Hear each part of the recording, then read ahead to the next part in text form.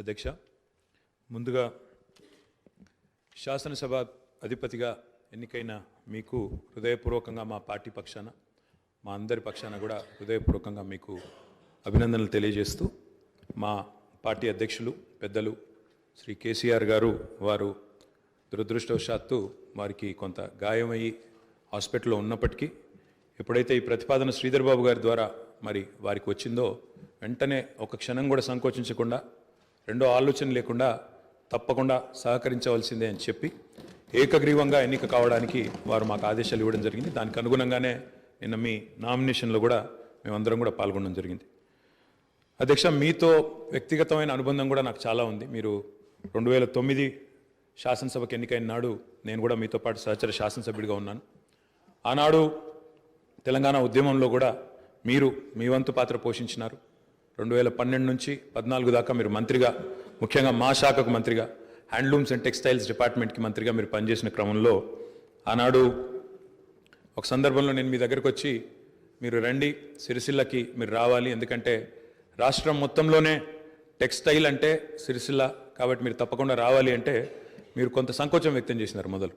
మరి ఇప్పుడు ఉద్యమం ఉధృతంగా ఉంది, నేను మంత్రిగా ఉన్నాను, ఈ సమయంలో వస్తే ఏమైనా ఇబ్బంది ఉంటుందా అంటే లేదు, మనం కలిసే పోదామని చెప్పి ఆ రోజు మీరు రావడమే కాకుండా ఆనాడు మరి బ్రహ్మాండంగా మీరు వచ్చి అక్కడ కార్మికుల సమస్యలు విని తర్వాత చాలా సమస్యల పరిష్కారానికి మీ స్థాయిలో మీరు కృషి చేసినందుకు కూడా మీకు మనస్ఫూర్తిగా ఈరోజు మళ్ళొకసారి అభినందనలు, ధన్యవాదాలు కూడా తెలియజేస్తూ, మరి ఒక ఉన్నతమైన సాంప్రదాయానికి ఈరోజు మరి తెరదీస్తూ ఇతర పెద్దలు గౌరవనీయులు తెలంగాణ రాష్ట్రం ఏర్పడ్డ తర్వాత పెద్దలు శ్రీకొండ మధుసూనాచారి గారు, తర్వాత శ్రీ పోచారం శ్రీనివాసరెడ్డి గారు, తదనంతరం మీరు, మరి వారు ఇద్దరు కూడా నెలకొల్పిన సాంప్రదాయాలు, కాపాడిన విలువలు, వాటన్నిటిని మీరు కూడా పరిరక్షిస్తారని మనస్ఫూర్తిగా ఆకాంక్షిస్తూ, మీ ఉన్నతికి మనస్ఫూర్తిగా అభినందనలు తెలియజేస్తూ, మరి ఇప్పుడే పెద్దలు ముఖ్యమంత్రి గారు, ఉప ముఖ్యమంత్రి గారు, మంత్రివర్యులు కూడా చెప్పినట్టు మరి ఈ సభ అందరి సభ, ఈ సభలో ఉండే ప్రతి సభ్యుడి యొక్క గౌరవాన్ని, ప్రతి సభ్యుడి యొక్క హక్కులను, ముఖ్యంగా ప్రజల తరపున మాట్లాడే ప్రతి నాయకుడి యొక్క, ప్రతి గౌరవ సభ్యుడి యొక్క మరి గొంతును వినిపించే విధంగా ఆ బాధ్యత మీరు తప్పకుండా సమర్థవంతంగా నిర్వహిస్తారని మనస్ఫూర్తిగా ఆశిస్తూ, మరి ఒక సామాన్య ఎంపీటీసీ పదవి నుంచి ఈరోజు శాసనసభ స్పీకర్గా ఎదిగిన మీ జీవితం ఏదైతే ఉందో, రాజకీయ ప్రస్థానం ఏదైతే ఉందో, ఇది చాలామందికి తప్పకుండా స్ఫూర్తిదాయకంగా ఉంటుందని చెప్పి మనసారా ఆకాంక్షిస్తూ, మీ బాధ్యతలో మీరు 100% విజయవంతం సాధించాలని మా పార్టీ తరఫున కూడా కోరుకుంటూ మళ్ళొకసారి మీకు అభినందనలు అధ్యక్ష. Thank you. 3వ తెలంగాణ శాసనసభ యొక్క సభా అధ్యక్షుడిగా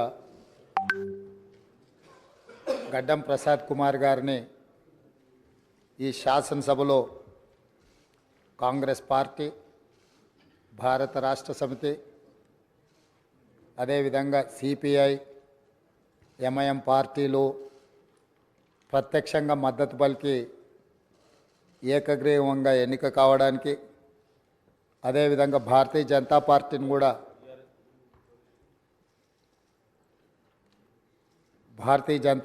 కూడా సంప్రదించడం జరిగింది. వారు కూడా పరోక్షంగా ఈ ఎన్నిక ఏకగ్రీవం కావడానికి సహకరించారు.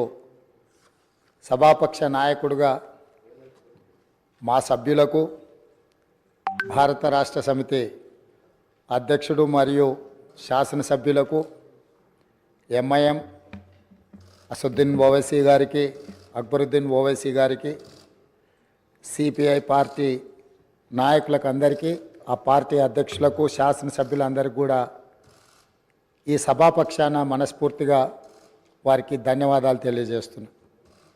ఈ సభ ఒక మంచి సాంప్రదాయానికి మొదటి రోజే మనమందరము ఒక మంచి సాంప్రదాయాన్ని ముందుకు తీసుకెళ్ళడానికి అందరూ సహకరించడం, ఈ సాంప్రదాయం భవిష్యత్తులో కూడా కొనసాగాలి.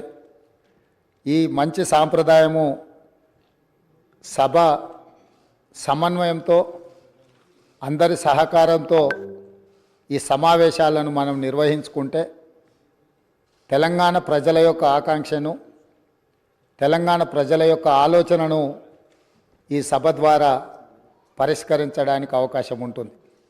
అదేవిధంగా గడ్డం ప్రసాద్ కుమార్ గారు నా సొంత జిల్లా, నేను ఎక్కడి నుంచి అయితే శాసనసభ్యుడిగా ప్రాతినిధ్యం వహిస్తున్నానో ఆ ప్రాంతం వాడు. వికారాబాద్కి చరిత్రలోనే గొప్ప పేరుంది. నిజాం సర్కారు ఉన్నప్పుడు చాలా రుగ్మతులు ఉన్న వాళ్ళకి వైద్య సహాయం అందాల్సిన వివిధ రకాల ఇబ్బందులు ఉన్న వాళ్ళందరినీ కూడా వికారాబాద్ గుట్ట మీద వైద్యం చేస్తే అందరికీ ఆ రుగ్మతలు తగ్గి సమస్యలు పరిష్కారం అవుతాయని తెలుసు. ఇప్పటికి కూడా అక్కడి వాతావరణం, అక్కడి గాలి, అక్కడి నేల ఒక మంచి వైద్యానికి ఉపయోగపడే ప్రాంతం. ఆ ప్రాంతం నుంచి వచ్చిన గడ్డం ప్రసాద్ కుమార్ గారు మన 3వ శాసనసభకు స్పీకర్గా ఎన్నిక కావడం ద్వారా సమాజంలో ఉన్న ఎన్నో రుగ్మతలను, సమస్యల్ని ఈ సభలో వారి నాయకత్వాన చర్చ జరిగి పరిష్కారం అవుతుందని చెప్పి నేను స్పష్టంగా భావిస్తున్నాను, ఆశిస్తున్నాను. అదేవిధంగా వారు అతి సామాన్యమైన కుటుంబం. వెనుకబడి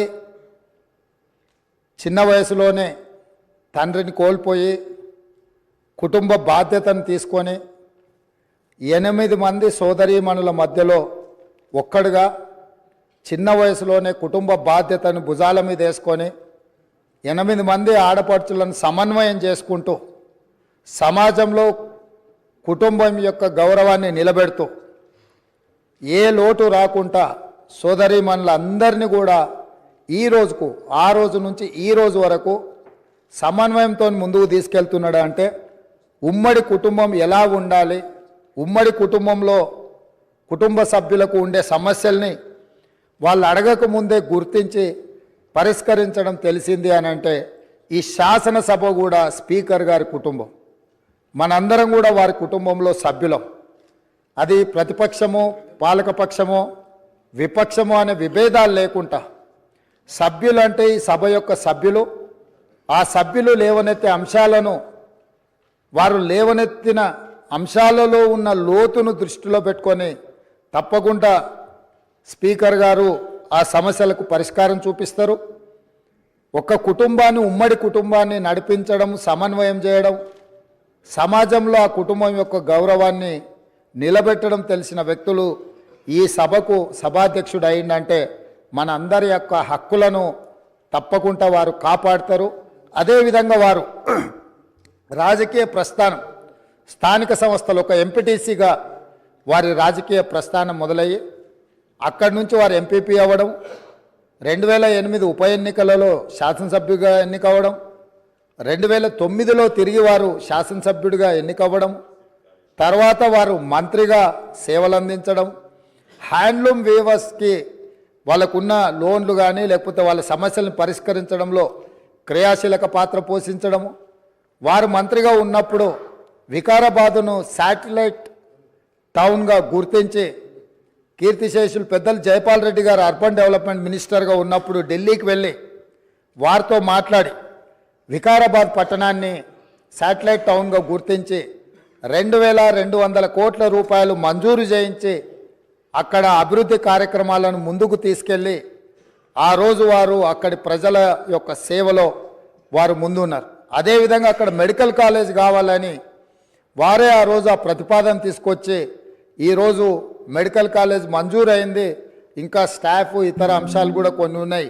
వారే అక్కడి నుంచి ఆదేశాలు ఇచ్చి తప్పకుండా ఆ సమస్యను పరిష్కరించడమే కాకుండా అప్పా జంక్షన్ నుంచి వికారాబాద్ మన్నగూడ చౌరస్తా వరకు రోడ్ వైడనింగ్ విషయంలో కానీ వీట్లల్లో కూడా వారు ప్రత్యేకమైన చొరవ చూపించి ప్రాంతం యొక్క అభివృద్ధిని వారు ఎప్పుడూ మర్చిపోకుండా, వారు ఎన్నికలలో గెలిచిన ఒకవేళ ఫలితాలు వారికి అనుకూలంగా రాకపోయినా వారెప్పుడు కూడా ప్రజలకు దూరంగా ఉండలేదు.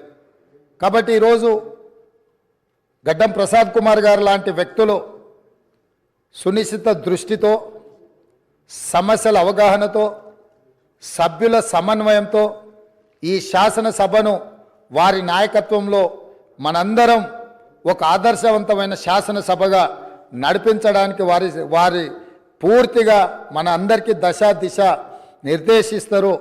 వారిని మనస్ఫూర్తిగా ఎంపీటీసీ నుంచి శాసనసభాపతిగా ఈరోజు బాధ్యతలు నిర్వహించే వరకు వారి యొక్క రాజకీయ ఎదుగుదల కావచ్చు, ప్రజా సమస్యల పరిష్కారంలో కావచ్చు, వారి యొక్క కృషిని అభినందిస్తూ నేను ఏ ప్రాంతం నుంచి అయితే శాసనసభ్యుడిగా ఎన్నికైనానో మా ప్రాంతానికి సంబంధించిన శాసనసభ్యులే ఆ ప్రాంత నివాసే వికారాబాద్ జిల్లా ఒకప్పుడు డాక్టర్ మరి చెన్నారెడ్డి గారు ఆ ప్రాంతం నుంచి వచ్చి దేశ రాజకీయాలలోనే అత్యంత క్రియాశీలక పాత్ర పోషించారు.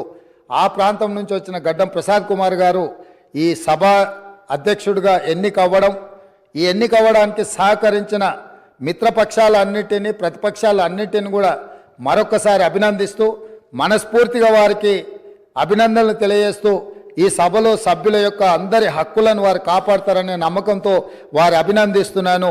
వారి నాయకత్వంలో మేమందరం కూడా రాష్ట్రానికి మేలు జరిగే విధంగా కార్యక్రమాలు తీసుకుంటామని తెలియజేస్తూ సెలవు తీసుకుంటున్నాను.